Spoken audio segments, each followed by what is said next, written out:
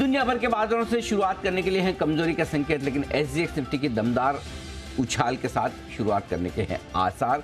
शुक्रवार की कमजोरी के बाद भारतीय बाजारों में मजबूत शुरुआत के बाद के एक्शन पर रहेगा खास फोकस। स्वागत है आप सबका शेयर बाजार लाइव में। नमस्कार, मैं हूं अनिल सिंघवी।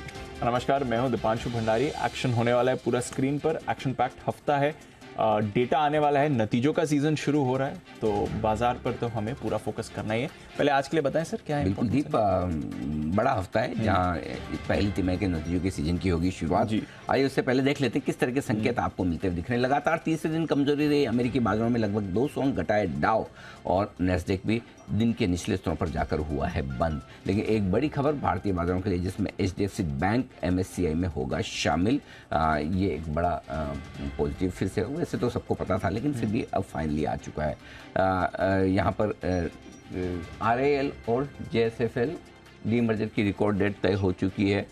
ये आपके लिए आता हुआ दिख रहा है एक और ट्रिगर, और आज लिस्ट होगी साइन डीएलएम 265 रुपये की इशू प्राइस के हिसाब से यहाँ पर आपको मिले होंगे अलॉटमेंट। तो चलिए, हमारे भारतीय बाजार के लिए भी कई सारे क्यूज आपको आते हुए दिखेंगे और ऑफ कोर्स हमें तो पूरा फोकस करना ही है। जिस तरह से पिछले हफ्ते थोड़ा कंसोलिडेशन बाजार ने देखा, थोड़ा ऊपरी स्तरों से एक दो दिन बाजार हल्के जरूर हुए। फ्राइडे को टुवर्ड्स दी एंड थोड़ा प्रेशर भी बाजार में बना था। तो चलिए बाजार के एक्शन की बात करते हैं और इस हफ्ते का सेटअप, आज की ट्रेडिंग सेटअप भी अनिल जी से समझते हैं। पहले तो बताएं सर, थोड़ा ग्लोबल मार्केट को टच कर लेते हैं।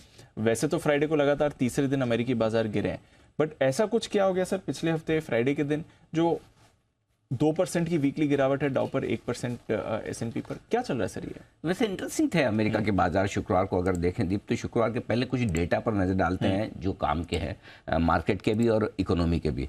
पहले मार्केट के डेटा अगर आप देखेंगे तो डाउ कमजोरी के साथ बंद हुआ, 200 पॉइंट नीचे बंद हुआ, लगातार तीसरे दिन कमजोर रहा। नैस्डैक भी ऊपरी स्तरों से करीबन 200 पॉइंट घटकर, भले ही 30 पॉइंट घटा हो, लेकिन दिन के निचले स्तरों पर बंद हुआ।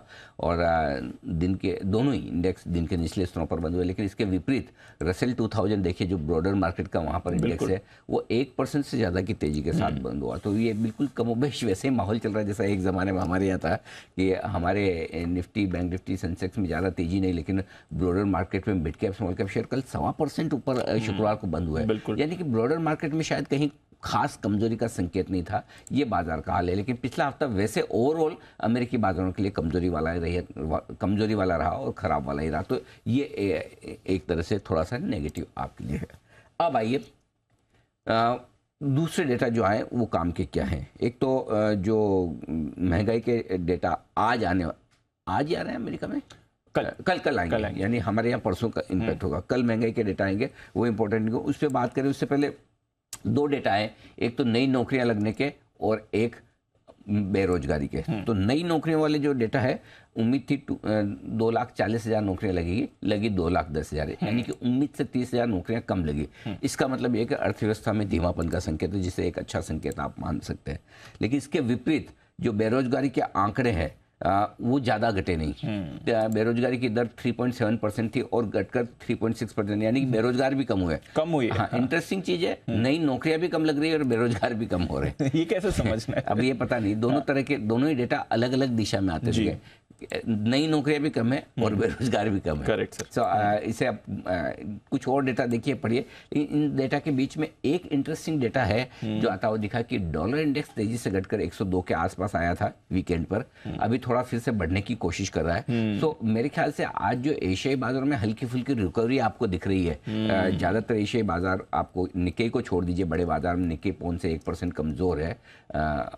अभी कितना 1-2 कमज़ोर है। लेकिन बाकी बाजार जो ज़्यादातर मजबूत दिख रहे हैं वो डॉलर इंडेक्स की कमजोरी पर मजबूत दिख रहे हैं। सो डॉलर इंडेक्स की कमजोरी अच्छी है, लेकिन सामने कच्चा तेल आपका चढ़कर $78 के आसपास आ रहा है। तो बहुत सारे इकोनॉमिक डेटा ऐसे जो मिक्स है, जहाँ डॉलर इंडेक्स से हमें खुश होना चाहिए क्योंकि पिछले हफ्ते हमारा रुपया काफ़ी कमज़ोर हुआ, तो आज थोड़ा सपोर्ट रुपये को मिल सकता है।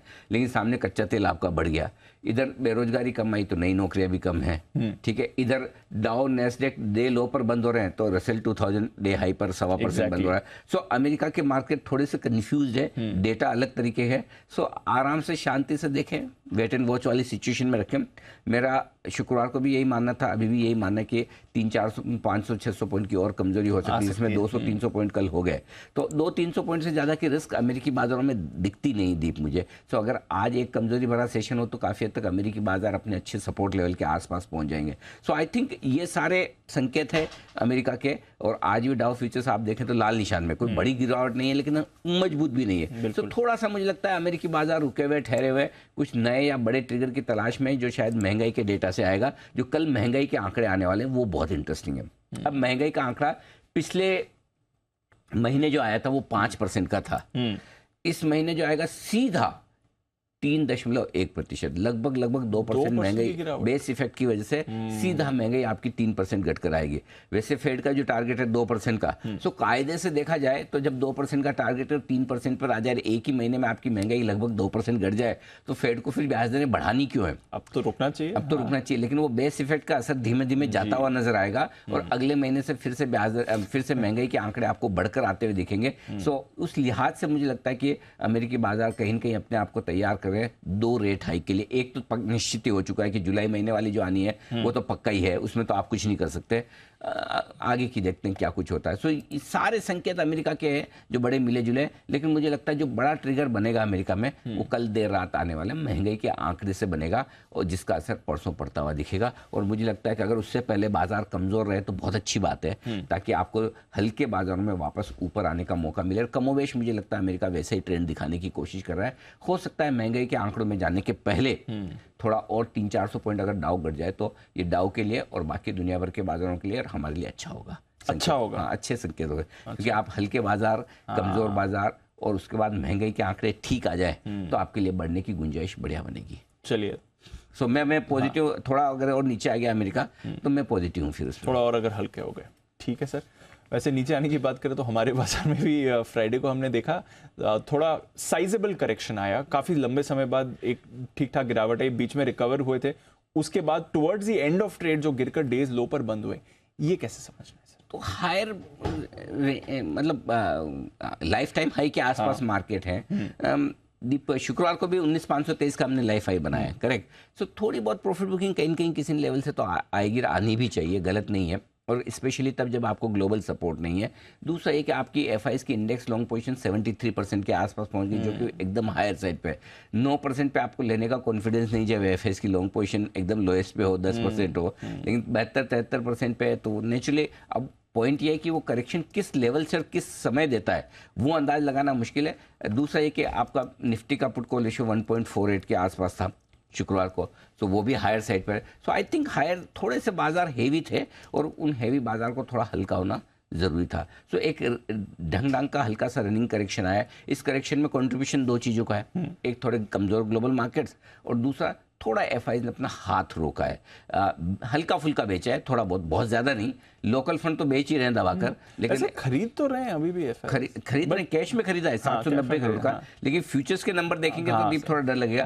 2370 करोड़ के स्टॉक बेचे हैं, स्टॉक फ्यूचर्स, और 975 करोड़ के इंडेक्स फ्यूचर्स बेचे। तो नेट आप देखें तो 2500 करोड़ की सेलिंग है एफआईज की, डायरेक्शनल सेलिंग है।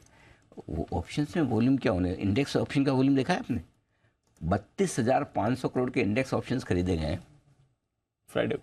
32,500 करोड़ के इंडेक्स ऑप्शन, सारा एक्टिविटी तो यहीं पे चल रही है सर। सोचो, मतलब इतनी ऑप्शंस में एक्टिविटी हो रही है। In any case, so I think लंबे समय बाद एफआईएस की तरफ से थोड़ी सी साइजेबल बिकवाली हुई है और लोकल फंड्स ने भी लगभग 3,000 करोड़ की बिकवाली की है। सो थोड़ा ऊपर के लेवल पर प्रेशर सेलिंग फिगर्स है, और मुझे लगता है आज गैप से ऊपर खुलकर अगर ऊपर जाएंगे तो थोड़ी प्रॉफिट बुकिंग बिकवाली वापस आनी है, वो तय है। मेरे ख्याल से थोड़ा सा बाजार रेंज बाउंड होने की कोशिश कर रहे हैं, वो मैं आपको बताता हूँ। बेसिकली आपको 2 चीज़ों पर फोकस करना है। ब्रॉडली 19,500 आपकी रेंज है, ठीक है, ब्रॉडली, ठीक है। इस रेंज को बाजार ट्रेड करेगा। नीचे की तरफ दीप 18,875, 18,975। देखिए, आपने 18,887 से ब्रेकआउट दिया, 18,887 को हमने 20 महीने तक पाला, पोसा, बड़ा किया, उसके बाद लाइफ टाइम हाई का ब्रेकआउट हुआ, किया 18,972, उसके बाद आपको फर्स्ट क्लोजिंग मिली ब्रेकआउट की जी। सो अब आपके लिए सपोर्ट रेंज है 18,875, 18,975, और राउंड फिगर में आपको याद रखने में मुश्किल हो तो 18,919,000, ठीक है। 875 यानी 900 हो गया, 975 मतलब 19,000 हो गया, करेक्ट। राइट। आप ब्रॉडली ये समझ लीजिए इस करेक्शन में 18,800 18,900 बाजार सपोर्ट लेने की कोशिश करेगा, ये लिख के रख लीजिए। 18,800 18,900 सॉरी 18,900 19,000 स्ट्रॉन्ग सपोर्ट, और ऊपर में 19,500 19,600 आपके लिए रुकावट। ठीक है, ठीक है। 19,500 19,600 रुकेगा, 18,900 19,000 आएगा, वहां रुकेगा। ये दो आपके पिलर हो गए।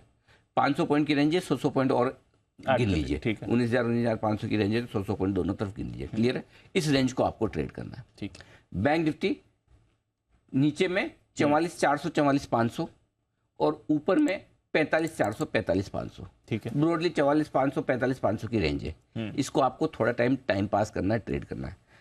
बड़ी तेजी आपको कब करनी है? जब वापस लाइफ हाई पार करके बंद हो जाए। ठीक है, वहां बड़ी तेजी। हल्का फुल्का सावधानी कब करना है? जब 18,900 के नीचे या 44,400 44,300 के नीचे बंद होना शुरू करे, तब तक आपको रेंज बाउंड मार्केट को ट्रेड करना है। ऐसे में आज के लिए स्ट्रेटजी बहुत क्लियर है। गैप से ऊपर खुलेंगे, वहां प्रॉफिट बुकिंग करेंगे, बिकवाली भी करेंगे, डरना नहीं है। हाँ करेंगे। हाँ करना है।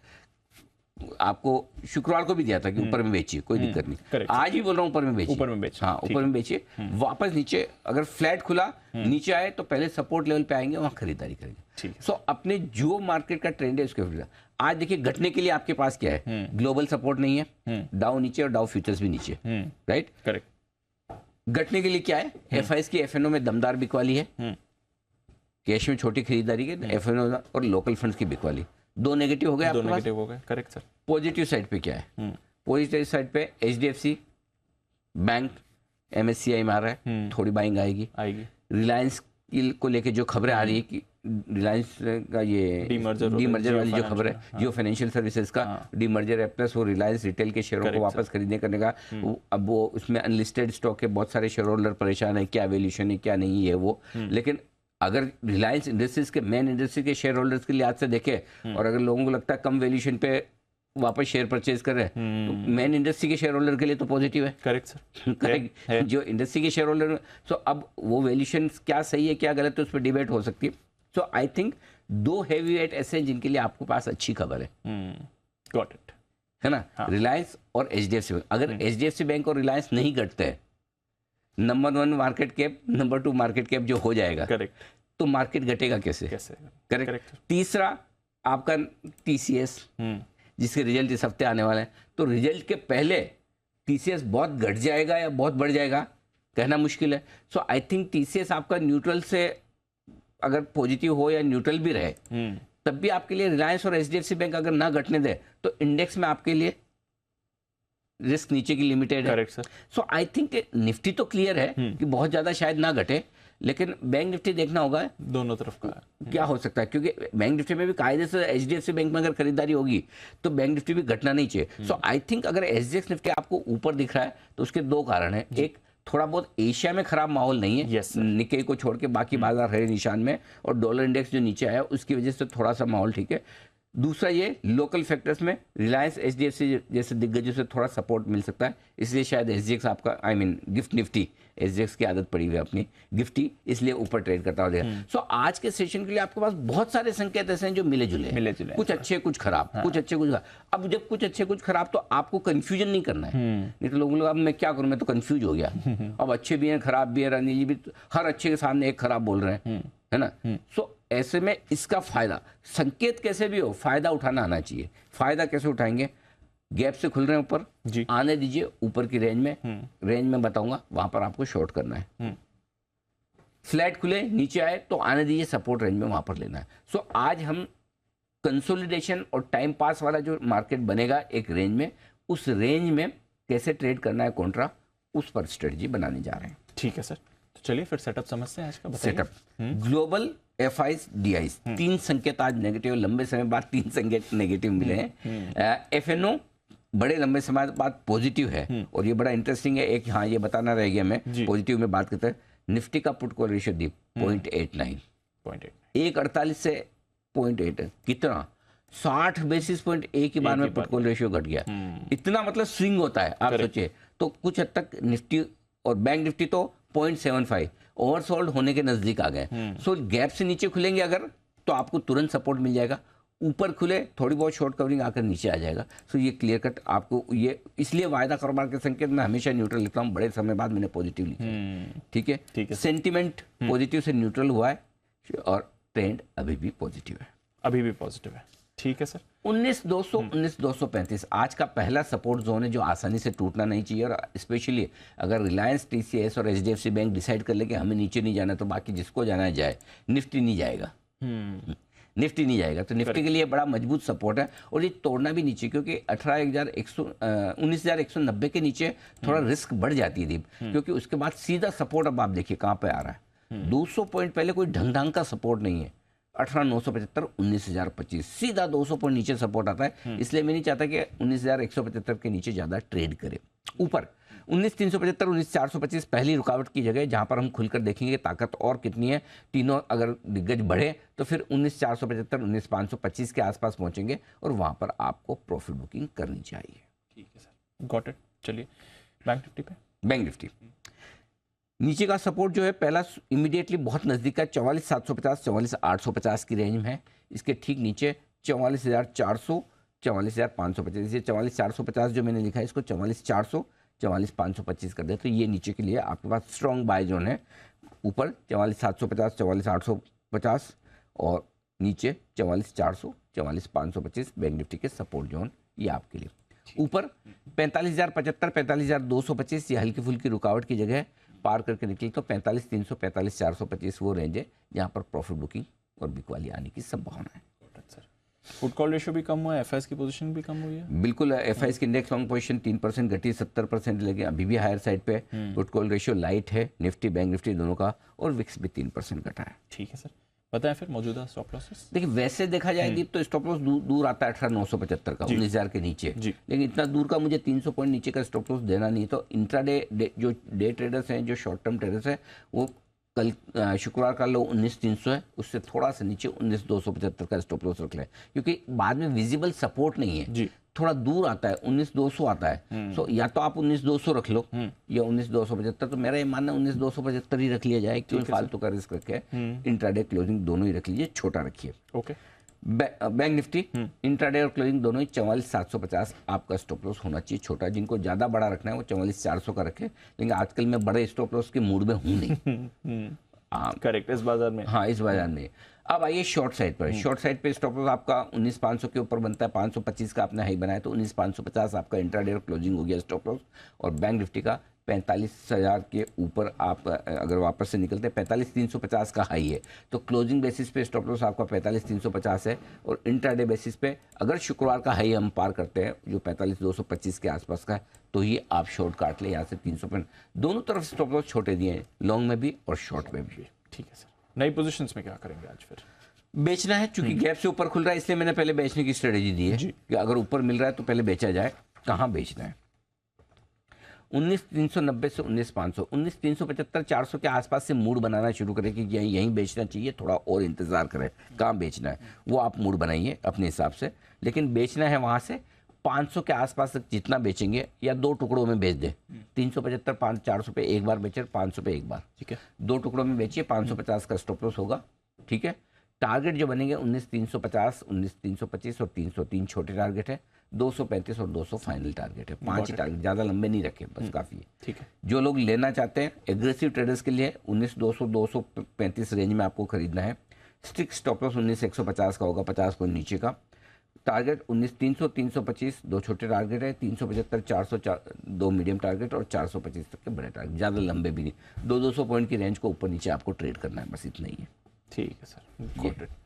चलिए, तो ये है आपके लिए निफ्टी पर व्यू। ओपनिंग पर शॉर्ट का मौका बन सकता है, उसका आप फायदा भी उठाइए, but stop losses strictly follow करें। बैंक निफ्टी सर बेचना है, अगर आप गैप से ऊपर खुल के और ऊपर आना है तो 45,225 जो शुक्रवार का हाई है वहां पर आप थोड़ा सा दिमाग लगाइए, ठीक है। उसके बाद आपको बेचना है 45,225 से 45,400 की रेंज में, ठीक है। स्टॉप लॉस 45,500 का रहेगा। टारगेट 45,150 45,075 और 45,000, तीन छोटे टारगेट है। 44,925 44,850 दो मीडियम टारगेट है। 44,800 44,750 तक के टारगेट के लिए ऊपर करनी है बिक वाली, ये क्लियर कट है, ठीक है ना। ऊपर में बेचना भी चाहिए। ठीक है सर, बेचेंगे खरीदने के लिए खरीदने के लिए दीप खरीदना है आपको नहीं, ये तो मैंने हाँ खरीदने के लिए खरीदने। 44,400 44,525 ये मेरी फेवरेट रेंज है जहां पर आपको खरीदारी करना है। स्टॉप लॉस 44,300 का होगा, अगर आए तो दूर है, बहुत दूर है। हाँ, बहुत वही दूर बोलने है। वाला नहीं लेकिन क्या अभी आप देखो ना, शुक्रवार को 400 घटा है, 400 घटा है। तो 400-500 घटना बड़ी बात नहीं है। अगर कभी घट जाए तो ऐसा कुछ ग्लोबल खराब हो जाए, कुछ हो जाए, तो आई थिंक इसलिए आप नोट करके रखे, ना आए तो कोई बात नहीं। और एक्चुअली देखा जाए तो दीप उससे पहले ढंगढांग की जगह बन भी नहीं रही है। सो 44,400 525 रेंज है खरीदारी करने की। 44,300 का स्टॉप लॉस होगा। 44,750 802 छोटे टारगेट, 850 925 और 45,000 तक के टारगेट के लिए करनी है खरीदारी। 5 ही टारगेट। ठीक है, अब आइए एग्रेसिव ट्रेडर्स के लिए इसलिए दिया, मुझे पता था आपका ऐसा सवाल आएगा। तो एग्रेसिव ट्रेडर्स को 44,700 के स्टॉप लॉस से खरीदना है। समझो आपको 750 850 की रेंज में मिल जाए, 700 के स्टॉप लॉस में खरीद लीजिए। छोटा स्टॉप लॉस लगाना है। टारगेट 45,000 45,075 दो छोटे टारगेट है। 45,125 175 और 45,225 तीन मीडियम टारगेट है। 45,300 350 और 45,400 तक के बड़े टारगेट के लिए करनी है आपको खरीदारी। Got it sir. चलिए, तो अग्रेसिव ट्रेडर्स के लिए मौका है यहाँ पर खरीदारी सेपरेटली करने का, बट लेवल्स स्ट्रिक्टली फॉलो करें। बैन लिस्ट सर बहुत सारे अपडेट हो गए, डबल हो गए बैन लिस्ट। डेल्टा कॉप और BHEL बैन में थे, बने हुए हैं। फ्रेश एंट्री आपकी हो रही है ग्रैन्यूल्स की और इंडिया सीमेंट्स की, तो ये दो नए काउंटेंट्स आ गए हैं बैन लिस्ट में। 4 स्टॉक्स होंगे आज FNO बैन में। और भी कुछ डेटा, फ्रंट्स की तो बात कर दी, वायदा कारोबार को वायदा कारोबार के डेटा में दीप देखिए, सबसे इंपॉर्टेंट आप बंद हुए 19,331 पर। 19,400 सबसे इंपॉर्टेंट है, क्योंकि एक तो 19,400 के पुट पर 68 लाख शेयर है, वहां से आप 70 पॉइंट नीचे बंद हुए, और 19,400 के कॉल पर 1,07,00,000 शेयर 93 लाख शेयर, तो 19,400 से ही तेजी गिरने का है। ओके, तो 70 पॉइंट बढ़ भी है ना, तो आप अच्छे नहीं है, मतलब ढीले ही है तब तक। तो 19,400 आपका ही हो गया। 19,300 के नीचे थोड़ी सी कमजोरी बढ़ेगी। अच्छी बात एक ही है कि ज्यादा पुट राइटिंग होकर नहीं रखी, तो लॉन्ग पोजीशन थोड़ी कम है, शॉर्ट ज्यादा है। सो अगर पूरा खेल आज 3 दिग्गजों का है, रिलायंस, HDFC बैंक और TCS आज से रिजल्ट पे ट्रेड करना शुरू करेगा। HDFC बैंक MSCI इंक्लूजन पे ट्रेड करना शुरू करेगा। रिलायंस फाइनेंशियल सर्विसेज और रिटेल के शेयर खरीदने की जो दोनों खबरें हैं, उन पर आज ट्रेड करने की कोशिश करेगा। तो ये तीनों दिग्गज डिसाइड करेंगे कि निफ्टी को जाना किधर है, और उस हिसाब से लेवल बनेंगे। तो 19,400 मेक और ब्रेक है, 19,500 माउंट एवरेस्ट है, तो 19,400 के आसपास ही एक बार प्रॉफिट बुक करना चाहिए। अगर गैप से ऊपर मिलता है तो 375 से 425 की रेंज है, जहां आपको ठीक लगे वहां करिए। 500 के आसपास आए तो और शॉर्ट करिए अगर आ जाए तो। ठीक है, ठीक है। Got it. Bank Nifty 45,000 make और ब्रेक लेवल है, जिससे आप थोड़ा सा नीचे बंद हुए हैं। 45,000 के पुट और कॉल दोनों पर हाईएस्ट ओपन इंटरेस्ट है, लेकिन अच्छी बात है पोजीशन थोड़ी कम है। 45,000 के पुट पर 27 लाख शेयर हैं, कॉल्स पर 36 लाख शेयर हैं। सो 45,000 से 45,200 300 की रेंज में हर जगह रुकावट है। नीचे 45,000 के नीचे टिके रहे तो 44,750 850 की रेंज पहला सपोर्ट है, फिर 44,500 के आसपास जो लेवल्स दिए ये आपके लिए डेटा। Got it sir. चलिए, तो ये सारे डेटा, सारे लेवल्स हैं, देखते हैं बाजार आपको कैसा एक्शन दिखाते हैं। बट एक्शन में स्टॉक्स हर बार की तरह रहने वाले हैं, और आज भी कुछ स्टॉक्स अनिल जी ने आपके लिए आइडेंटिफाई किए हैं। बिगुल स्टॉक ऑफ द डे का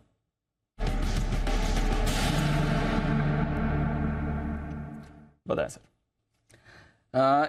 चोलामंडलम फाइनेंस के फ्यूचर्स में खरीदारी करने की राय, शुक्रवार को भी हमारी राय थी यहाँ पर खरीदारी करने की, और 2 वजह से खरीदारी करने की राय दीप। एक तो ये कि वैल्यूशंस जो क्वार्टरली अपडेट और क्वार्टरली रिजल्ट्स जो आने वाले हैं, दोनों ही हमें लगता है बेहद मजबूत रहेंगे, अच्छी ग्रोथ आएगी। NBFC पर हम लगातार बुलिश हैं ही, और मैं बार बार ये कह रहा हूँ कि घटती ब्याज दरों के वक्त आपको NBFC सेक्टर ऐसा है जो सबसे ज़्यादा रिटर्न देगा। एक एक करके सारे NBFCs के चलने का वक्त भी आ रहा है, और ये वैल्यूशंस के लिहाज से मुझे बहुत अट्रैक्टिव लगती है। पहली बार ऐसा है कि जो चोला ने बजाज फाइनेंस से ज़्यादा बेहतर क्वार्टरली ग्रोथ दिखाई है, और उसके अलावा वैल्यूशंस में 25% सस्ता है।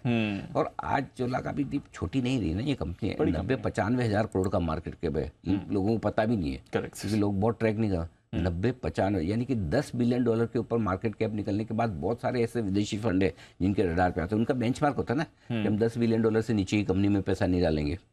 5 बिलियन 10 बिलियन अलग अलग उनका होता है कैटेगरी। हमारे यहाँ तो लार्ज कैप हो जाता है 95। क्या पता किसी दिन आपको बाद में आगे चलते हुए निफ्टी वगैरह का हिस्सा बनता हुआ दिखे, यू नेवर नो। 95 हज़ार करोड़ का मार्केट कैप बड़ा होता है, बहुत बड़ा होता है ना। सो आई थिंक बड़ी एनबीएफसी है, चुपचाप बड़ी हो गई पता नहीं चला। सो आई थिंक मुझे लगता है कि और कई सारे ब्रोकरेजेस हैं जो पिछले कुछ समय से काफ़ी बुलिश है, 1300-1350 की रेंज के टारगेट भी आ रहे हैं। मुझे लगता है ये स्टॉक शांति से थोड़ा लेकर पोर्टफोलियो में डिलीवरी लेके भी रख सकते हैं, आराम से 1300-1350 के टारगेट के लिए जल्दी हो जाना चाहिए रिजल्ट तक। और अगर आप ट्रेड करना चाहते हैं तो फ्यूचर्स के लेवल में आपको दे देता हूँ 1165 जो कि शुक्रवार का लो है, वहाँ पर आपको स्टॉप लॉस रखना है। टारगेट 1200-1225 के दो छोटे टारगेट हैं, 1245 और 1265 के थोड़े मीडियम टारगेट के लिए आपको इस हफ्ते के लिए आज से चोला इन्वेस्टमेंट या चोला फाइनेंस जो भी फ्यूचर वाला, इसकी एक होल्डिंग कंपनी वो दूसरी भी है, वो भी बहुत अच्छी है, करेक्ट, उसमें भी बढ़िया वैल्यू है। लेकिन ये है कि वो आपको डिलीवरी के हिसाब से अगर खरीदना है तो वो कैश में ही है। अगर किसी को डिलीवरी लेनी तो एक्चुअली उसकी लेनी चाहिए। अच्छा, और फ्यूचर्स में ट्रेड करना हो तो ये बेहतर है। डिलीवरी में उसके वैल्यूएशन थोड़े सस्ते हैं, वो होल्डिंग कंपनी के डिस्काउंट वाला थोड़ा सा फर्क पड़ जाता है। तो दोनों ही स्टॉक बढ़िया है। ये स्टॉक ऐसा है जो आपके पोर्टफोलियो में होना चाहिए। Got it sir. तो चलिए, ये आपके पोर्टफोलियो में होना चाहिए। चोला इन्वेस्टमेंट, इस पर करें खरीदारी। फ्यूचर्स की राय दे रहे हैं अनिल जी, बट अगर आप चाहें तो डिलीवरी ले सकते हैं, इसकी होल्डिंग कंपनी की भी डिलीवरी ले सकते हैं। लिस्टिंग है सर आज 9 बजे, साइन डील 9 बजे, ठीक है सर, डन। 9 बजे बात करते हैं लिस्टिंग की। तब तक हमारी टीम हुई है तैयार, उनसे भी बात करते हैं खबरों की, ट्रिगर्स की, साथ ही ब्रोकरेज रिपोर्ट्स जो है हमारे पास। नुपुर, अरमान और साथ ही कुशल है हमारे साथ तैयार। नुपुर, मॉर्निंग, शुरुआत करिए ट्रिगर्स और खबरों के साथ। Good morning. सबसे पहले नज़ारा टेक्नोलॉजी आज फोकस में रहने वाला है। बोर्ड बैठक यहाँ पे फंड जुटाने पर कंपनी विचार करेगी, तो ये स्टॉक आज फोकस में रहेगा। आईपीओ साइन डीएलएम का आज ओपन हो जाएगा, 71 टाइम से भरा था, तो यहाँ पर भी रहेगी नज़र। एलटीआई माइंट्री पर भी रखनी है नज़र, क्योंकि फाइनल डिविडेंड के आज एक्सटेड है, 40 रुपये का एडजस्टमेंट आपको स्टॉक में नजर आएगा आज के दिन। बिजनेस अपडेट सबसे ऊपर टाटा मोटर्स, जहाँ पे जो ग्लोबल टाटा मोटर्स के जो ग्रुप की ग्लोबल होलसेल सेल्स है वो 5% से बढ़कर आई है। क्वार्टर 1 में जो पीवी की सेल्स है, पैसेंजर व्हीकल्स की सेल्स है, वो भी देखेंगे तो आपको 8% की बढ़त यहाँ पर नजर आएगी। तो ये टाटा मोटर्स आज फिर से फोकस में रहने वाला है। आईआरबी इंफ्रा, यहाँ पर भी जून के महीने में टोल रेवेन्यू देखे तो 16% की ग्रोथ यहाँ पर भी है। और क्वार्टर 1 में मतलब पहली तिमाही में अगर हम देखें तो टोटल रेवेन्यू जो टोल कलेक्शन से आया है वहाँ पर भी 18% की बढ़त पिछले साल के कंपेरिजन में आती हुई दिखी है। सोला विन्यास कंपनी ने क्वार्टर 1 में रिकॉर्ड डबल डिजिट बिक्री दर्ज की है, कुल आय करीबन 17% से बढ़कर आई है। कंपनी ओन ब्रांड्स देखे तो 30% की ग्रोथ यहाँ पर भी आपको नजर आएगी। कीस्टोन रियल्टर्स रुस्तम जी, यहाँ पर भी क्वार्टर 1 का अपडेट आते दिखा है, जहाँ पे प्री सेल्स 106% से बढ़कर आया, 240 करोड़ से बढ़ के 500 करोड़ के आसपास आते दिखा है। कलेक्शन भी देखे तो 22% की ग्रोथ यहाँ पर भी नजर आएगी। और पहले तिमाही में कंपनी ने 2 नए प्रोजेक्ट्स लॉन्च किए, तो क्वार्टरली अपडेट्स पे ये सारे स्टॉक्स आज फोकस में रहेंगे। बिल्कुल, तो इंटरेस्टिंग अपडेट्स आ रहे हैं, इसका भी रिएक्शन आज आपको दिखेगा। अरमान, मॉर्निंग, बताएं आप कौन सी खबरें लेकर आए? जी गुड मॉर्निंग। खबरों में सबसे पहले हिंदुस्तान एरोनॉटिक्स पर आप ध्यान रखें, क्योंकि वो बिजनेस की खबर पर जो है मोहर लगती हुई दिखी है। 2 विमान सप्लाई के लिए उन्होंने इंडियन कोस्ट गार्ड के साथ जो है करार किया है, और अगर आप कुल ऑर्डर का वैल्यू देखेंगे लगभग 460 करोड़ के आसपास का है। एनएसडीएल के आईपीओ के लिए सेबी के पास अर्जी दी है, जो उन्होंने डीआरएचपी वो फाइल कर दिया है। लगभग 5.72 करोड़ इक्विटी शेयर जो है ओएफएस के जरिए वहाँ पर बेचे जाएंगे, जिसमें आईपीओ में अगर आप बात करें NSC, union bank, HDFC bank, ID bank से भी आदि जैसे हैं जो इसमें हिस्सेदारी जो है बेचते हुए दिखेंगे। रिलायंस इंडस्ट्रीज, यहाँ पर रिलायंस स्ट्रेटेजिक इन्वेस्टमेंट और रिलायंस इंडस्ट्रीज के डीमर्जर के लिए 20 जुलाई जो है रिकॉर्ड डेट तय है, और 1:1 के रेशियो में जो है शेयर अलॉट होंगे। उसी के साथ साथ रिलायंस रिटेल के इक्विटी शेयर कैपिटल को घटाने का फैसला है, उसमें अगर आप बात करें शेयर धारकों को 1362 रुपये प्रति शेयर के हिसाब से जो है इनका भुगतान जो है होगा। हिंदुस्तान जिंक, यहाँ पर कंपनी ने FY24 के लिए 7 रुपये प्रति शेयर का इंतरिम डिविडेंड का ऐलान किया है, और डिविडेंड का अगर आप रिकॉर्ड डेट देखेंगे तो 15 जुलाई जो है वो 2023, जो कि ऑलरेडी पता ही थी पहले भी कि ये रिकॉर्ड डेट है। वेदांता को हिंदुस्तान जिंक से लगभग 1920 करोड़ के आसपास का जो है वो डिविडेंड मिलेगा। और उसी के साथ खबर यह भी है कि कंपनी ने सेमीकंडक्टर और डिस्प्ले ग्लास वेंचर्स को अपने पोर्टफोलियो में जोड़ा है, जिसमें उन्होंने VFSPL जो कि अगर आप बात करें और VDL की लगभग 100% हिस्सेदारी खरीदने की मंजूरी मिलती हुई दिखी है। HDFC बैंक पर आप ध्यान रखें, क्योंकि MSCI ने HDFC बैंक को MSCI ग्लोबल स्टैंडर्ड इंडेक्स में शामिल किया है, और 13 जुलाई जो होगी वो यहाँ से जो डेट होगी वहाँ से लागू हो जाएगा। और अंत में ITC पर ध्यान रखें, क्योंकि कंपनी ने होटल बिजनेस के डीमर्जर पर क्लैरिफिकेशन दिया है, क्योंकि अगर आप देखिए मीडिया रिपोर्ट्स ये आई थी कि कंपनी जो है होटल बिजनेस को डीमर्ज करेगी। इस पर एक्सचेंज ने उनसे क्लैरिफिकेशन मांगा था, और क्लैरिफिकेशन देते हुए वो उन्होंने ये कहा है कि होटल बिजनेस में असेट राइट स्ट्रैटेजी जो है वो लागू करने के लिए कंपनी जो है हमेशा की तरह कमिटेड है। ओके, तो ये है आपके लिए इंपॉर्टेंट खबरें और क्लैरिफिकेशन भी जो आते दिख रहा है आईटीसी की तरफ से। नूपुर, और भी खबरें आपके पास? बिल्कुल, सबसे पहले इंडियन ऑयल कॉर्पोरेशन, जहाँ पे बोर्ड ने राइट्स इशू के जरिए करीबन 22,000 करोड़ जुटाने को अब मंजूरी मिल चुकी है। साथ ही साथ भारत में बैटरी स्विपिंग बिजनेस के लिए कंपनी ने एक जेवी का भी करार किया है। 50-50% की ये जेवी होगी और कंपनी 2027 तक 1,800 करोड़ का इसमें निवेश करेगी। तो इंडियन ऑयल कॉर्पोरेशन भी आज फोकस में रहेगा। RVNL, जहाँ पे कंपनी को NHAI से L1 बिडर घोषित किया गया है। 808 करोड़ का ये प्रोजेक्ट है, जिसके चलते RVNL पे भी रखनी है आपको नजर। Zydus life sciences, positive news आती दिखी है कंपनी के लिए, क्योंकि अहमदाबाद जो यूनिट है कंपनी की, US FDA की तरफ से यहाँ पे इंस्पेक्शन हुआ था, बिना आपत्ति के ये पूरा कर दिया गया है। तो ये भी पॉजिटिव न्यूज़ है जाइडस लाइफ साइंसेज के लिए। IRCTC पर रखनी है नज़र, क्योंकि बुकिंग बढ़ाने के लिए रेलवे की तरफ से एक स्टेप आते हुए दिखा है। रेलवे ने जो किराया है वो 25% की छूट देने का ऐलान किया है। जो ट्रेन 50% खाली चलती है उन पे ये छूट दी जाएगी। तो IRCTC फोकस में रहेगा। संवर्धन मदरसन सुमी, जहाँ पे कंपनी ने रोलोन हाइड्रो इलेक्ट्रिक में 100% हिस्सा अधिग्रहण के लिए करार किया है। अधिग्रहण दूसरी तिमाही तक 103 करोड़ रुपए में पूरा हो जाएगा। संवर्धन मदरसन भी फोकस में रहेगा। स्पाइसजेट, 12 जुलाई को इक्विटी या कन्वर्टेबल सिक्योरिटी के जरिए फंड जुटाने पर बोर्ड बैठक है। और लास्ट में महिंद्रा एंड महिंद्रा, जहाँ पे कंपनी की तरफ से क्लैरिफिकेशन आते दिखा है। जो खबर थी कि 6,000 करोड़ EV बिजनेस के लिए जुटा सकती है, उस पर कंपनी का कहना है कि कंपनी ने कोई भी बैंकर को अपॉइंट नहीं किया है। हालांकि वो मार्की इन्वेस्टर्स के साथ डिस्कशन कर रहे हैं, लेकिन फिलहाल कोई इन्वेस्टमेंट बैंकर उन्होंने इस इन्वेस्टमेंट के लिए नहीं अपॉइंट किया है। ओके, चलिए, काफ़ी सारी खबरें और दिग्गजों में आज बड़ा एक्शन आपको बनते हुए दिख सकता है। ब्रोकरेजेस यहाँ पर भी डालते हैं नजर। क्वेश्चन है हमारे साथ तैयार, FIR।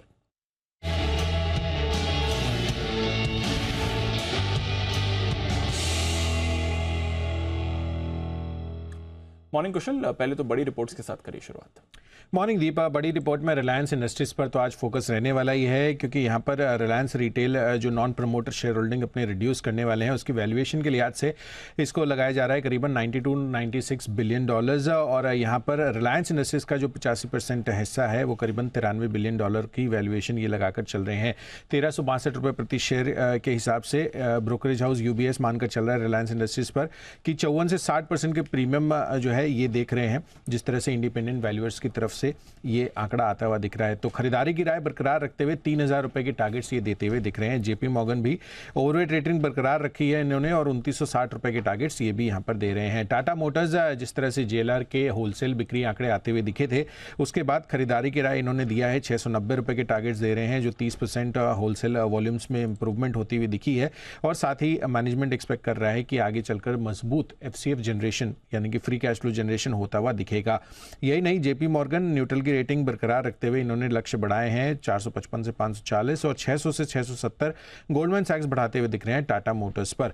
HDFC बैंक, सिटी की राय रीइंस्टेट किया इन्होंने खरीदारी की राय के साथ और लक्ष्य 2200 रुपए के देते हुए दिख रहे हैं। पोस्ट मर्जर ये मान रहे हैं कि जो एडवांसेज हैं वो 18% ग्रो करते हुए दिखेंगे FY 23 से 26 के बीच में, और जो रिटर्न ऑन एसेट्स है वो करीबन 1.9 से 2% के आसपास हो सकते हैं। वेदांता पर राय है सिटी की खरीदारी की, इन्होंने न्यूट्रल की रेटिंग बरकरार रखते हुए 240 रुपए के टारगेट्स दिए हैं।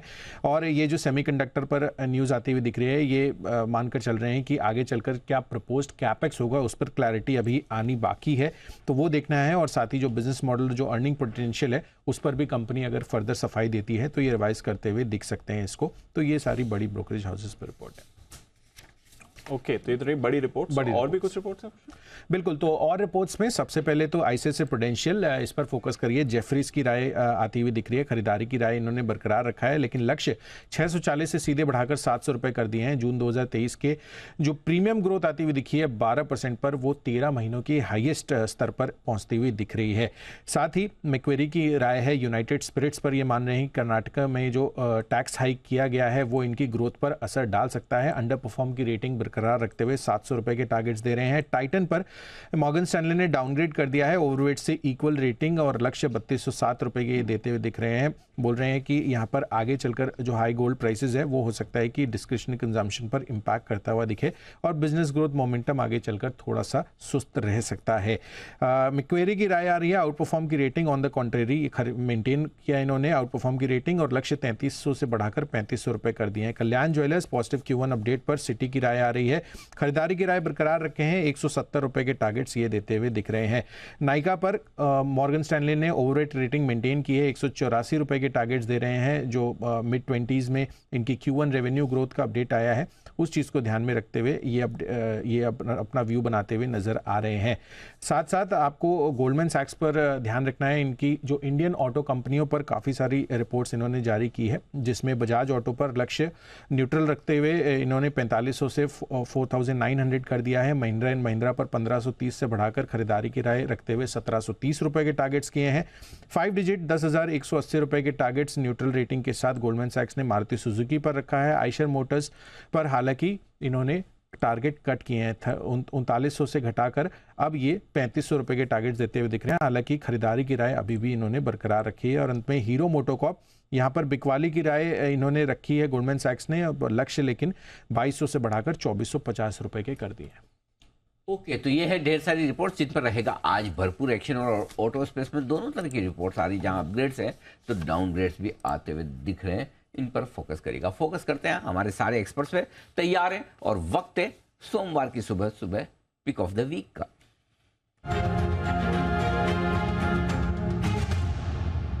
बंसल जी सुप्रभात, स्वागत है आपका। शुरुआत करें सर, बताइए पिक ऑफ द वीक। सुप्रभात अनिल जी, सुप्रभात दीपांशु। अनिल जी, मुझे लगा मैं लेट आया हूँ, नंबर लेट आएगा, क्योंकि मैं सुबह की आज की कमेंट्री नहीं सुन पाया, तो मैं ये मान के चल रहा था कि मैं लेट हो गया हूँ। और फिर भी मैं सबसे पहले हूँ अनिल जी। मेरा पिक ऑफ द वीक है IDBI बैंक। लेट तो आप फिर भी माने जाएंगे, लेट तो आप फिर भी माने जाएंगे, लेकिन दूसरों के कंपैरिजन में कम लेट है। मतलब बाकी सब बुरे ज्यादा खराब नंबरों से फेल हुए हैं, आप मतलब फेल ही हुए खाली बस। जी सर। नहीं अनिल जी, थोड़ा सा करेक्शन, बाकी फेल हुए हैं, हमारे नंबर इतने थे कि हमें ग्रेस मार्क मिलके ना अगली क्लास में पहुंच गए। डन, ग्रेस मार्क्स ये अवॉर्डेड। चलो बताएं सर जी। अनिल जी, खरीदारी की राय है IDBI बैंक पर, बेहतरीन टेक्निकल स्ट्रक्चर है, इसको 43-44 से मैं और कुणाल जी कंटिन्यूसली रिकमेंड करते आ रहे हैं। अब चार्ट्स में मोमेंटम बनता हुआ दिख रहा है, तो 51-52 नीचे में अच्छा सपोर्ट है। 52 के नीचे का क्लोजिंग बेसिस का स्टॉप लॉस लगा के होल्ड टाइट सिट टाइट करना चाहिए 75 रुपीज के टारगेट के लिए। ओहो, 75 रुपए तक के बड़े टारगेट के लिए IDBI बैंक में करें खरीदारी। हिमांशु जी गुड मॉर्निंग, बताएं sir pick of the day, pick of the week, माफ कीजिएगा। जी Anil ji, good morning to you, good morning everyone. Pick of the week रहेगा अनिल जी ग्रेनुअल्स, जिसमें खरीदारी करके चलने की सलाह है। एक लॉन्ग टर्म सपोर्ट के आसपास एक अच्छा बेस बनाकर पिछले हफ्ते इसमें एक ब्रेकआउट की शुरुआत हुई है। मुझे लगता है कि काफी लंबे समय की कंसोलिडेशन के बाद ये स्टॉक अब एक फ्रेश अपसाइड के लिए तैयार है। 311 रुपए के आसपास का क्लोज है, तो 305-310 के बीच में एक्यूमुलेट करके चलने की सलाह रहेगी। 295 रुपए का एक स्टॉप लॉस मेंटेन करेंगे और अपसाइड में 345-350 रुपए तक के टारगेट्स इस हफ्ते मेरा मानना है कि ग्रेनुअल्स में आते हुए नजर आ सकते हैं। तो ग्रेनुअल्स रहेगा इस हफ्ते का pick of the week. Okay, granules में खरीदारी करने का है, और ग्रेनुअल्स के लिए कोई किसी को धन्यवाद नहीं देगा दीप, नहीं देने, नहीं, सबने रिकमेंड किया हुआ है। तो सब आपस में एडजस्ट कर लें, दूसरे में किसी में कर देंगे। मतलब किसी की रिकमेंडेशन ऐसी नहीं है जो पिछले 2 दिनों में ग्रेनुअल्स में नहीं आई, राइट? लेकिन चार्ट्स में कुछ जरूर कुछ ना कुछ बड़ा होता हुआ दिख रहा है। बिल्कुल, लेट्स सी क्या कुछ होता है। आइए स्वागत किया जाए कुणाल जी का। कुणाल जी गुड मॉर्निंग, बताएं सर क्या पसंद है आपको? अनिल जी और दीपांशु, आपको दरियाई दिल्ली से अनिल जी बहुत बहुत गुड मॉर्निंग। अनिल जी आपको सुप्रभात। हाँ, मतलब कुछ अनिल जी अभी क्या चल रहा है आपको? अनिल जी पिछले जी बोलिए जी। अनिल जी वीकेंड पर हिचकियां आई आपको या नहीं अनिल जी? हाँ बिल्कुल आई है। मुझे समझ में आया कि हमने जो मुंबई से बारिश दिल्ली में भेजी है वो बहुत जबरदस्त हुई। कुछ स्विमिंग करने का, बोटिंग करने का मौका मिला आपको? नहीं अनिल जी, यहाँ पर तो अनिल जी पार्टियां चल रही हैं अनिल जी, जिस तरह दिवाली पार्टी होती थी। अच्छा अनिल जी, बिल्कुल उसी तर्ज पर यहाँ पर चाय पकौड़ा मॉनसून पार्टीज चल रही हैं। ओह, तो हमने सोचा कि और अनिल जी हर पार्टी में केवल आप ही छाए हुए हैं अनिल जी। अरे वाह, यहाँ इतने दूर आप ही विषय हैं अनिल जी। क्या बात है, धन्यवाद। अच्छा बाय द वे, जिस तरह की गर्मी दिल्ली में पड़ती, तो इस बार हमने दिल्ली की गर्मी फील की। हाँ। और दिल्ली वालों ने मुंबई की बारिश फील की है। मतलब काफी ज्यादा बारिश हो रही है कुणाल जी वहां पर। अनिल जी जबरदस्त बारिश हो रही है अनिल जी, और यहाँ पर घुटनों तक पानी भरा हुआ है। तो अनिल जी लेकिन इसमें भी आनंद आ रहा है अनिल जी, बड़ा अच्छा लग रहा है अनिल जी। कम से कम गर्मी से बच रहे हैं। ठीक हम बात इसी है। में खुश हैं अनिल जी। चलिए, और बढ़िया। फिर अनिल जी चाय पकौड़े बन रहे हैं। थैंक गॉड, मतलब कुणाल जी वाली पार्टियों में मुझे याद किया गया चाय पकौड़े वाली में, बंसल जी वाली पार्टी में मुझे याद नहीं नहीं किया किया चलिए, धन्यवाद कुणाल जी मुझे पार्टी में याद करने के लिए। बताइए sir, pick of the week.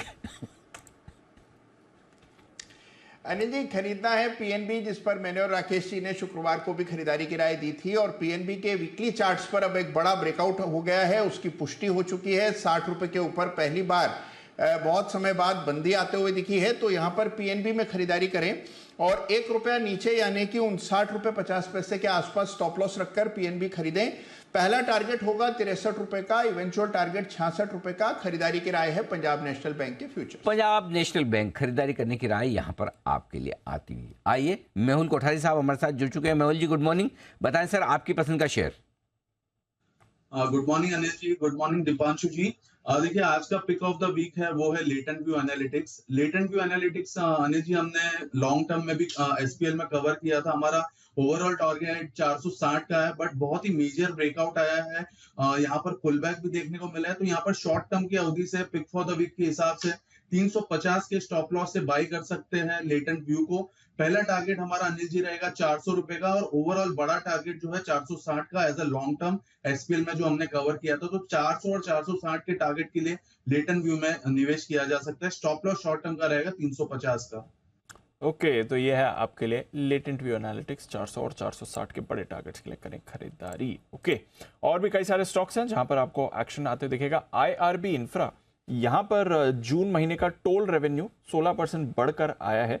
ये इनकी तरफ से अपडेट है। और Q1 का जो टोल रेवेन्यू है वो पूरे तरह पे 18% बढ़कर आया, तो अच्छा अपडेट माना जाएगा जहां तक आईआरबी इंफ्रा का सवाल है। हमारे भी रेडार पर रहा है, सिटी साहब भी कई बार इसे रेकमेंड कर चुके हैं, और यूजुअली बाजार में भी काफ़ी एक्टिवली ट्रैक होता है ये काउंटर। जरा इसके चार्ट पर भी एक बार राय ले ली जाए। कुणाल जी, देखेंगे सर आईआरबी इंफ्रा वैसे तो फ्लैट था फ्राइडे के दिन।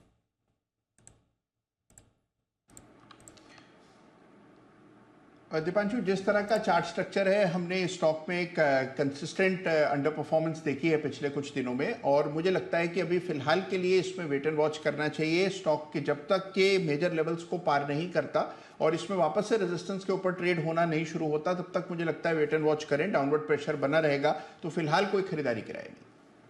ओके, फिलहाल कोई खरीदारी की राय नहीं है, देखते हैं अगर अपडेट से नई जान आती है इस काउंटर में या नहीं। Keystone realtors recently listed real estate company, और बढ़िया अपडेट आया है इनका। जो सेल्स हैं, एरिया सेल्स वो 46% बढ़कर आई हैं, प्री सेल्स डबल होकर आई हैं, कलेक्शन इनका 22% बढ़ा है। अब तक की सबसे बढ़िया Q1 प्री सेल्स का आंकड़ा भी आया है। बंसल जी, जरा देखेंगे कीस्टोन रियल्टर्स, वैसे ज्यादा चर्चा होती नहीं है इसकी, फ्लैट ही था लगभग फ्राइडे के सेशन में, कुछ ज्यादा खास किया नहीं, बट अपडेट बढ़िया है इनकी तरफ से। जी दीपांशु, अगर टेक्निकल स्ट्रक्चर देखें तो स्ट्रक्चर दीपांशु इसका ठीक है, कंटिन्यूसली रैली ले रहा है और एक ब्रेकआउट की कगार पर है दीपांशु। मेरी समझ से दीपांशु आपने राइट लेवल्स पे इसको पॉइंट आउट किया है। पहली बात तो जिनके पास है क्लियरली बने रहना चाहिए। 578 की फ्राइडे की क्लोजिंग है, 545 के नीचे के क्लोजिंग बेसिस के स्टॉप लॉस के साथ बने रहने की राय है। और करेक्शन में दीपांशु अगर स्टॉक 560 565 के अराउंड मिल जाए तो खरीदना भी चाहिए। थोड़ा सा और ऊपर निकलेगा दीपांशु तो यहाँ 650 680 के लेवल्स मिलेंगे, तो गिरावट पे खरीदारी की राय है। ओके, तो ये है कीस्टोन रियल्टर्स यानी कि रुस्तम जी बिल्डर्स, जो मुंबई में जाना पहचाना नाम है। यहाँ पर क्वार्टरली अपडेट आपके लिए आते हुए।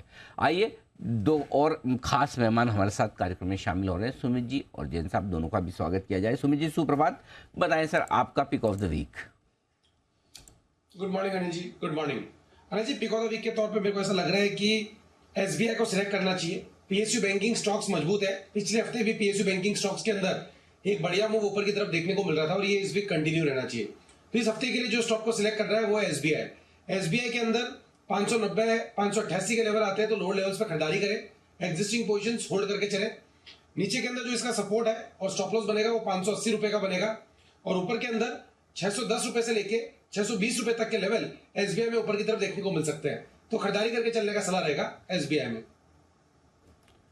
ओके, तो एसबीआई पे करें खरीदारी, ये आपके लिए राय आ रही है। चलिए पीएसयू बैंक से यहाँ पर भी आपको एक्शन बनते हुए दिख सकता है।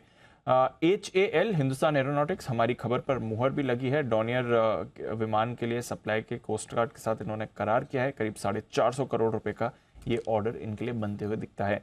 मेहुल जी जरा एक बार देखेंगे सर HAL हिंदुस्तान एरोनॉटिक्स के चार्ट को। दीपांशु जी देखें चार्ट स्ट्रक्चर तो बहुत ही पॉजिटिव है। In fact on the verge of a breakout है। 3810 के ऊपर ये ब्रेकआउट कंफर्म होगा। मैं समझता हूं अगर ये लेवल क्रॉस कर देता है काउंटर तो इजीली 4000 के करीब जा सकता है, जो कि इसका 3950 का लाइफ टाइम हाई है वो भी क्रॉस हो जाएगा। तो 4000 का पहला टारगेट बनेगा 3810 के ऊपर, और उसके ऊपर शायद और 4100 तक का अपसाइड भी देखने को मिल सकता है। सपोर्ट फिलहाल के लिए 3700 पर है। 3700 के नीचे शायद हो सकता है ये काउंटर कंसोलिडेशन मोड में चले जाए, बिकॉज काफी अच्छी खासी रैली हमने देखी है। तो यहाँ पर डू और डाई सिचुएशन के करीब है। 3810 के ऊपर ब्रेकआउट और 3700 के नीचे प्रॉफिट बुकिंग इसमें आ सकती है। 3700 के नीचे प्रॉफिट बुकिंग आ सकती है, बट देखिए वैसे तो स्टॉक बढ़िया ट्रेंड में रहा ही है। हिंदुस्तान जिंक, हिमांशु जी एक बार इसको देख लें। 7 रुपए प्रति शेयर के डिविडेंड का इन्होंने ऐलान किया है। करीब करीब 2960 करोड़ का ये डिविडेंड पे आउट होगा इनका। क्या राय है सर चार्ट पर? दीप एक्सट्रीमली पॉजिटिव चार्ट है। मुझे लगता है कि जिनके पास है ऑलरेडी बने रहे स्टॉक। पिछले हफ्ते ही ऑल टाइम हाई के आसपास बंद हुआ है 340 रुपए के आसपास, जो मेरा मानना है कि ऑल टाइम हाई क्लोजिंग है। तो बिल्कुल होल्ड करें। आने वाले समय में अगर कोई भी स्टॉक में डिप मिलता है 328 330 रुपए के आसपास, तो फ्रेश खरीदारी के वो मौके होंगे। मेरा मानना है कि ये स्टॉक आने वाले समय में भी अपनी आउट परफॉर्मेंस को जारी रख सकता है। तो काफी स्ट्रॉन्ग चार्ट सेटअप है, बने रहने की सलाह रहेगी। ओके, बने रहने की सलाह है हिंदुस्तान जिंक में। वेदांता, एक बार सुमित जी इस पर भी नजर डाल दीजिए। वेदांता को of course Hindustan zinc dividend का फायदा होगा। 1920 करोड़ रुपए इस डिविडेंड के उन्हें मिलेंगे। साथ ही सेमीकंडक्टर और ग्लास डिस्प्ले वेंचर्स का जो पोर्टफोलियो है ये उन्होंने खुद खरीद लिया है।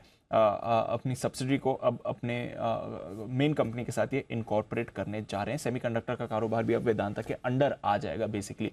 कैसे देखते हैं सर इसके चार्ट को? दीपांशु, वेदांता साइडवेज ट्रेड कर रहा है। पिछले कई दिनों से वेदांता के अंदर कुछ खास बड़ा अपमूव या डाउनमूव देखने को मिला नहीं है। तो फिलहाल एक बार इसकी रेंज पकड़ के चले। स्टॉक नीचे में 270 275 के आसपास का सपोर्ट होल्ड करना चाहिए। ऊपर के अंदर 290 300 रुपए तक का रेजिस्टेंस है। तो एक बार के लिए इसी रेंज में ट्रेड होता हुआ देखने को मिलेगा। कोई भी छोटा मोटा डिप मिलता है तो उसमें खरीदारी कर सकते हैं। ऊपर में 290 रुपए तक के लेवल या 300 रुपए तक के लेवल आने वाले दिनों में वेदांता में देखने को मिल सकते हैं। ओके, तो चलिए वेदांता ये भी आपके रेडार पर रहना चाहिए। मेटल के दोनों दिग्गज जो आज आपको एक्शन में आते हुए दिख सकते हैं। ITC, ये भी इंटरेस्टिंग काउंटर है। इनकी तरफ से क्लैरिफिकेशन आया है। जो भी मीडिया में खबरें चल रही हैं होटल बिजनेस के कारोबार को डीमर्ज कर लेकर, उस पर इन्होंने कहा है कि हम इस पर सोच विचार करते रहते हैं, बट फिलहाल कोई ऐसा बड़ा क्लैरिफिकेशन या बड़ा डेवलपमेंट इस पर नहीं है। कमिटेड हैं इसको लाने के लिए, एसेट लाइट स्ट्रैटेजी को मैनेज करने के लिए बेसिकली। कुणाल जी कैसे देखना ITC को? हालांकि पिछले हफ्ते थोड़ा FMCG से बाजार को सहारा आया था, बट फ्राइडे को 1.25% गिरकर बंद हुआ ITC। एक बहुत शानदार अप ट्रेंड यहाँ पर चल रहा है दीपांशु, और पिछले 2-1 सत्रों में हमने हल्का फुल्का करेक्शन जरूर देखा है, लेकिन वो स्वाभाविक सी बात है। इस तरह के अप ट्रेंड के बाद इस तरह का करेक्शन बहुत स्वाभाविक होता है। मुझे लगता है कि गिरावट पे अभी भी खरीदारी करके चलना चाहिए। ITC 500 को पार करेगा, नए हाइस बनाएगा, तो गिरावट में इसको खरीद करके चले। हायर बॉटम्स की श्रृंखला अटूट है, ट्रेंड पॉजिटिव है, तो डिप्स में बाय करने की राय। और आज तो दिग्गजों में एक्शन का दिन भी है। ITC फोकस में रहेगा, HDFC बैंक फोकस में रहेगा, क्योंकि इसी हफ्ते हम देख रहे हैं HDFC लिमिटेड ट्रेड करना बंद होगा HDFC बैंक के साथ मर्जर के बाद। MSCI ग्लोबल स्टैंडर्ड इंडेक्स में HDFC बैंक शामिल भी होने जा रहा है। हिमांशु जी बताएं सर, HDFC बैंक के लिए इंपॉर्टेंट लेवल्स। मेरा मानना है कि HDFC बैंक में जो हमने वीकली क्लोज पिछले हफ्ते आते हुए देखा, लगभग 1660 रुपए के आसपास, यही एक पहला इंपॉर्टेंट सपोर्ट जोन है। स्टॉक में एक बेस के बाद एक बड़ा ब्रेकआउट आता हुआ नजर आया था, और उस ब्रेकआउट पॉइंट का ये सपोर्ट रिटेस्ट करता हुआ नजर आ रहा है। तो मुझे लगता है कि करंट लेवल से यहाँ पर खरीदारी वापस एनीवेज देखने को मिल सकती थी, और ये जो MSCI वाली न्यूज है इसके चलते और इसमें थोड़ा सा सपोर्ट मिलेगा। तो मुझे लगता है कि 1650 1640 खरीदारी के लिए काफी अच्छे लेवल्स हैं। स्टॉप लॉस के तौर पर 1630 रुपए के नीचे का स्टॉप लॉस लगाना चाहिए, और अपसाइड में मुझे लगता है कि वापस से जो अभी रिसेंट हाइज लगे थे 1750 एंड अबव जाने का HDFC बैंक के लिए पोटेंशियल जो है वो खुला। तो ये है आपके लिए HDFC बैंक, जिस पर आपको रखनी नजर, ये भी रेडार पर रहेगा। ओके, तो ये हैं सारे के सारे स्टॉक्स जो एक्शन में आज हैं आपके लिए भरपूर।